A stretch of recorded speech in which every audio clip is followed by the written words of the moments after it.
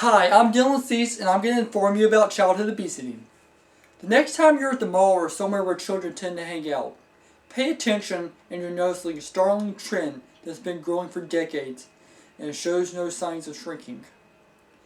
Childhood obesity is something I've always heard about, but in researching it, I was shocked. You don't have to be a doctor to recognize the dangers of this condition.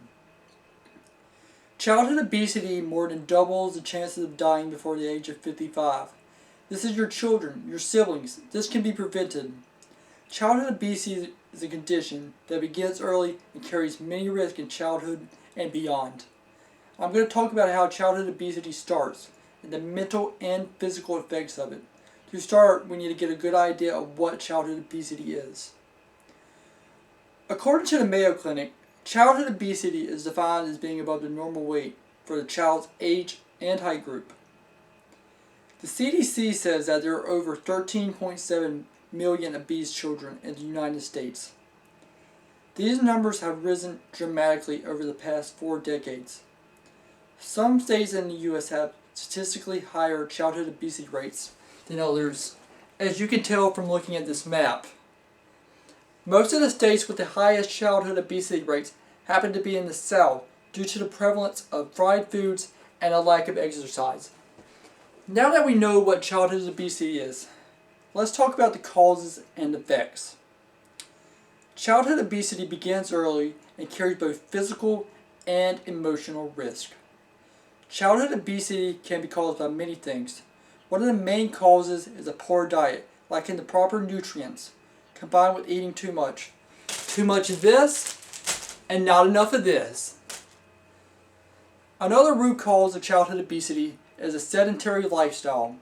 Due to the advent of technology, children today spend less time outside than previous generations. Childhood obesity can be caused by a range of genetic issues. For example, the digestive hormones that regulate food intake could malfunction and lead to eating more food than the body needs. Childhood obesity has a particularly damaging effect on the bodies of developing children. One physical risk of this condition is type 1 and type 2 diabetes, when the body becomes resistant to insulin or the pancreas is unable to secrete it. Although it is more common in adults, in 2017, the National Institute of Health, the NIH, reported that over 208,000 children and teens under the age of 20 were diagnosed with type 1 or type 2 diabetes. It was also reported by the CDC that 1 in 3 children born since 2000 will develop type 2 diabetes unless they change their lifestyles. Another effect of childhood obesity is the hardening of the lungs, which can cause heart attacks. Childhood obesity can also cause shortness of breath and eventually lead to asthma when the lungs narrow and fill with mucus. Just as damaging as the physical effects are the mental effects of childhood obesity. Mental effects of the condition include low self-esteem and depression. The NIH reports that obese children are often common targets for bullying, leading to depression. Obese girls often have severe body image issues, leading to low self-esteem and depression. Some severe cases of depression in obese adolescents have even led to self-harm and suicide. Finally, probably asking how childhood obesity can be prevented. Childhood obesity is not an automatic game over for a child's life. It can be prevented. One of the best ways to prevent childhood obesity is to ensure that children are receiving proper exercise. Choose My Plate recommends that children get 60 minutes of rigorous physical and aerobic exercise every day. In a society increasingly focused on technology, it can be hard to pull away from it and go outside. Another solution to preventing childhood obesity is a healthy diet.